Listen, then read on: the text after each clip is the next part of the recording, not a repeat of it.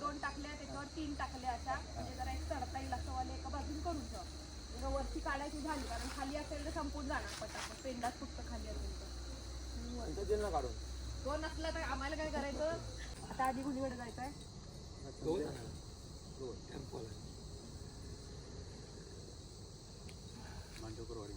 आत्ता गावामध्ये प्रामुख्यानं सगळ्यांकडे हेच काम चालू आहे. गवत काढायचं, माच करायचे, पेंडा रचायचा.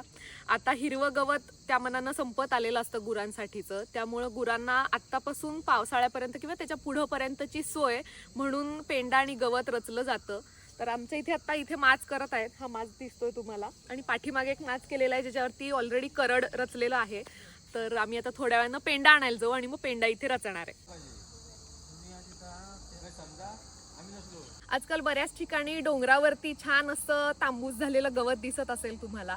तर जे गुरं एरवी गवत चरतात, हिरवं जे गवत असतं तेच थोडं उंच झाल्यानंतर हे गवत असतं ते कापून ठेवलेलं आहे. याला आमच्याकडे करड म्हणतात. आणि हे जे माझ्या पाठीमागं आहे भात कापल्यानंतर झोडून झाल्यानंतर जो उरलेलं काही भाताचं रोपाचं जे असतं तर ते आहे हे. याला भाताचा पेंडा म्हणतात. गवत तर लागतंच म्हणजे रोजच्या गुरांना, पण पेंडा सुद्धा घालायचा, मिक्स करून दोन्ही घालायचं. कारण पेंडा थोडा उष्ण असतो, गरम असतो. त्यामुळं म्हणजे जे गाभण नाही आहेत त्यांना थंडीतनं पावसाळ्यातनं थोडं आतमधनं गरम राहायला मदत होते.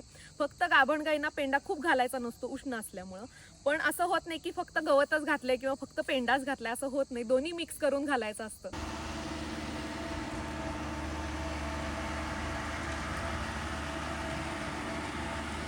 आमच्या गावामध्ये आता रस्ता करायचं काम चालू आहे आणि तुम्ही बघत असाल इथला सगळा बांध फोडून अशी चर खणून इथं सिमेंटनं गटारसारखं केलेलं आहे. इथे खाली पाईप घातलेले आहेत. सिमेंट अजून ओलं आहे त्यामुळे गुरांना आम्ही बाहेर घेऊन नाही जाऊ शकत आहे. त्यामुळे गुरं सध्या तिथंच बाहेर बांधून ठेवलेली आहेत आणि त्यांना तिथंच आत्ता चारा पाणी आम्ही देतो आहे.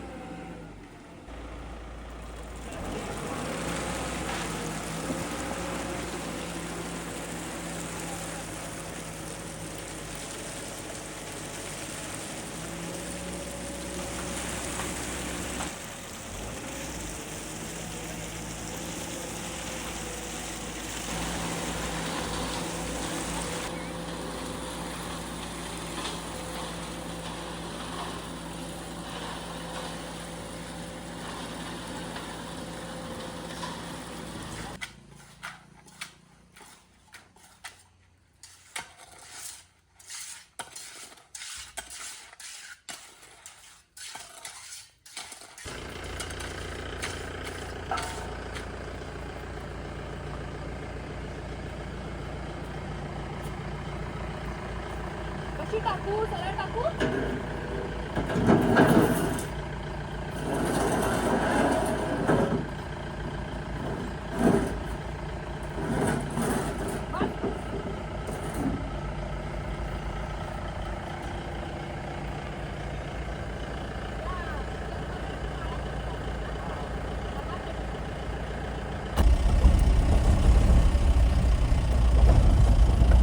शिडी राहील ना नीट? डावीकडे ना?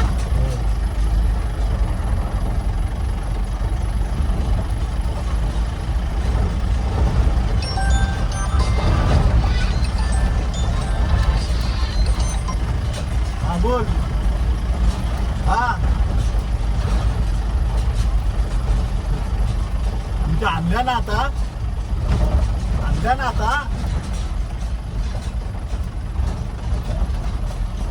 मी आता यांच्या राजू वाघाच्या आणायला चाललोय.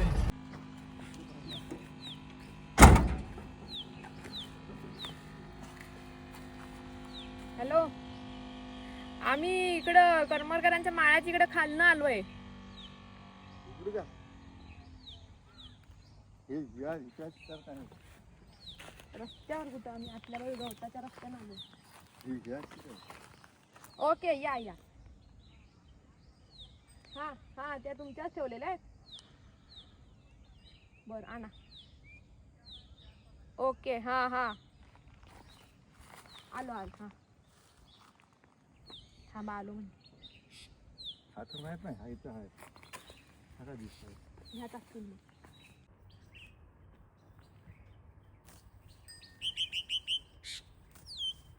बाकी तू कुठे गेले तिकडे आहे? ते दोन कपा परत आणायला गेले.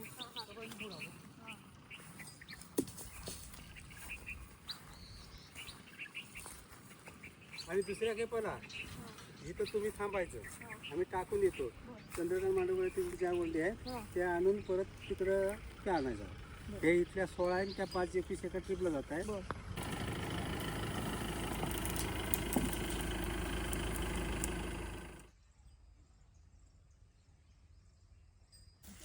ही एक वरण साधारण 100-150च्या आसपास पडते म्हणजे आपण जर गवत काढलं असेल तर. आणि इथून सगळं गोळा करून गडी माणसांनी ते टेम्पोत भरायच्या. टेम्पोत भरून परत घरी घेऊन जायच्या आणि मग उतरवून परत माचावरती चढवायच्या असं आहे. चला भरायला लागूयात आता टेम्पो मध्ये.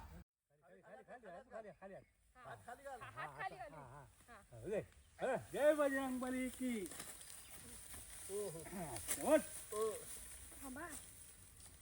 पकडू कुठं काय झालं. कड नाही आहे.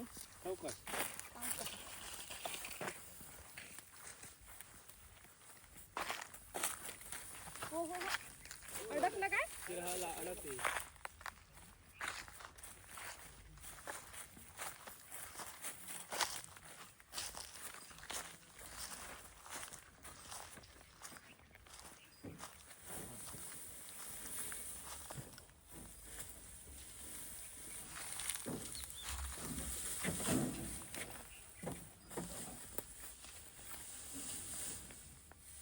चिडी पडेल.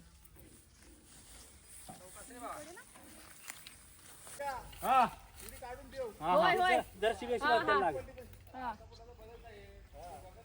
कॅमेरा शिडीपाशी नको थांबू. शिडी पडेल डोक्यात.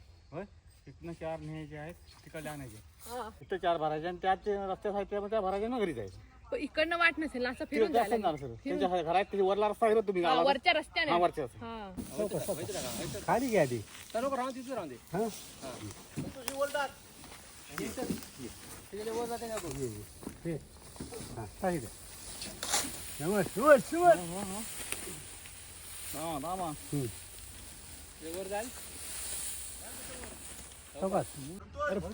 चढवलीस ना. मुदा इकडे कर. ह्या वरतीचा मुदा संतोष.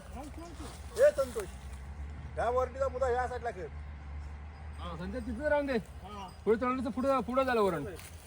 तिकडनं बाहेर जायचं. तिकडनं बाहेर जाईल. बोनेट वर अशी करू. राहू दे ए हा अशी चढवायची आहे काय. हा वैशी वैशी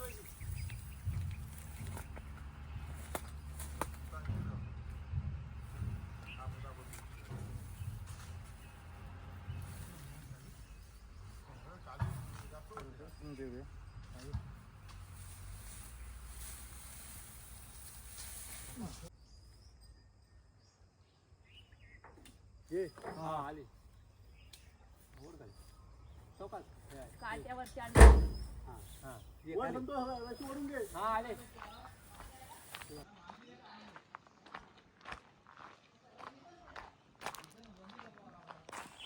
एक खेप आता उतरवायला म्हणून गेलेले 2 जण टेम्पोतनं गवत भरून गेले ते. आणि आता अजून एक खेप घालायचे इकडे वाडीमध्ये. तर तिकडे मी आणि संतोष काका शिडी घेऊन पुढे चालत जातोय. टेम्पो रिकामं येईल मग ह्या बाजूला.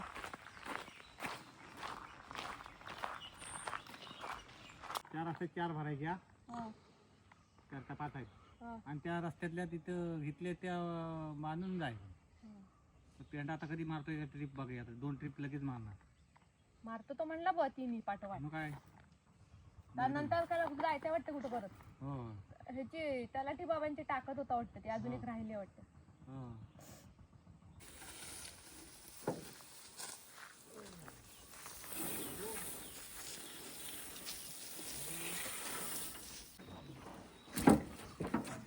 तुम्ही खाली तुम्ही पण पुढं बसा. दोन पुढे जावा. होय हे इथं बसून दे.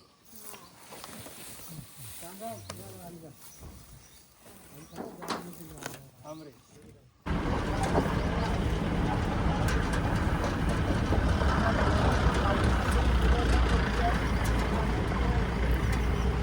मामा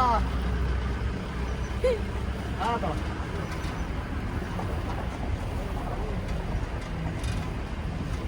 आणि आजी. जेवढे आजी आहे, वाका खाली.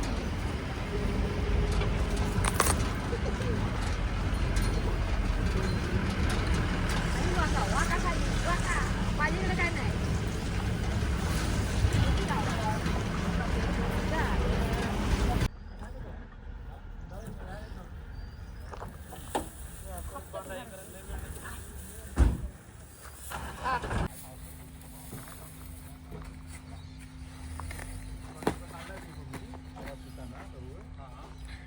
दुसरी ट्रिप आणलेली आहे. आता गुरांची सोय झालेली आहे त्यांच्या जेवणाची. तुम्हाला फुगण्यासाठी काही पण कसं होणार याची चिंता करू नको. आता तू सोय झालेली आहे. पुढच्या 6 महिन्याची करड पेंडा दोन्ही आणलेला आहे. हा आणि आता सुदृढ हो मारायला मला. हा कोय कोणियो टोनिया टोंब्या टोंब्या म्हणजे टोंब्या इपुडी.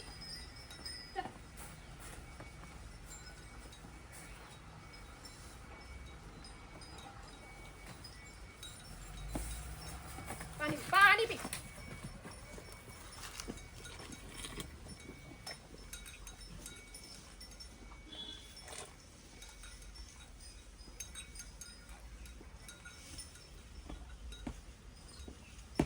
काही टेन्शन घेऊ नको आता. काय खायची सोय झालेली आहे तुझी. गण्या रागान बघतोय माझ्याकडे.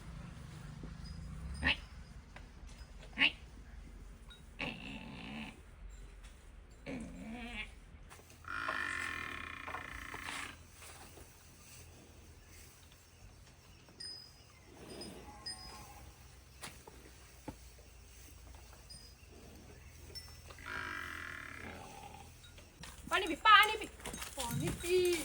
पाणी पाणी पाणी पी. पाणी पाणी पी पी. पाणी नाही पीत काय नाही सुकट हाकतोस. आईला बांधून येते तोवर.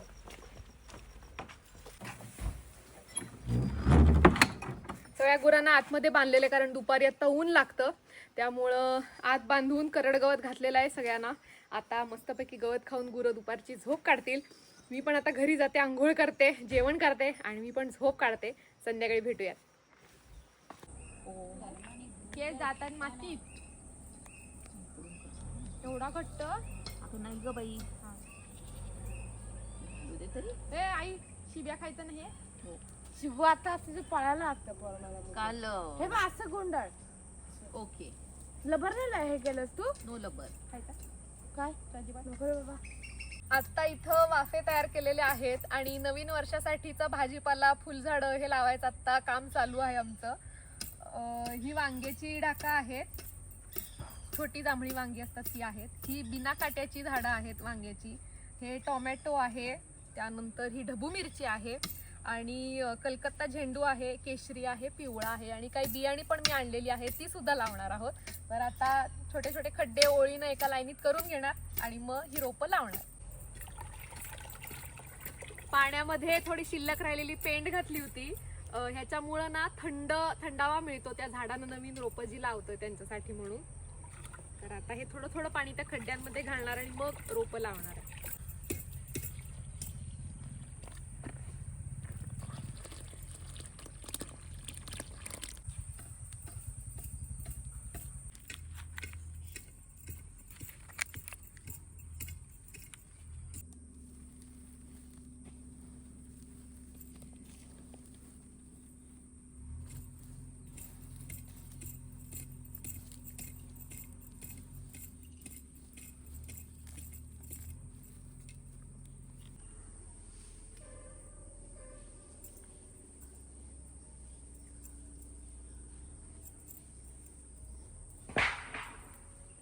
मी काय म्हणते त्या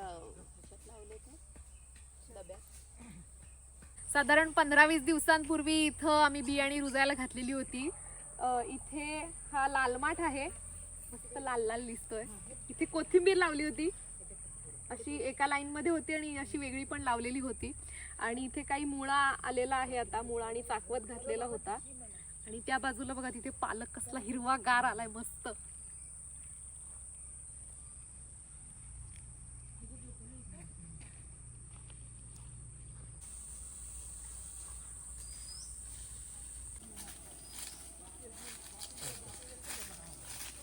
काय सगळं करायचं पाच दोडाचा पेंडा बाजूला सगळं बांधायचं.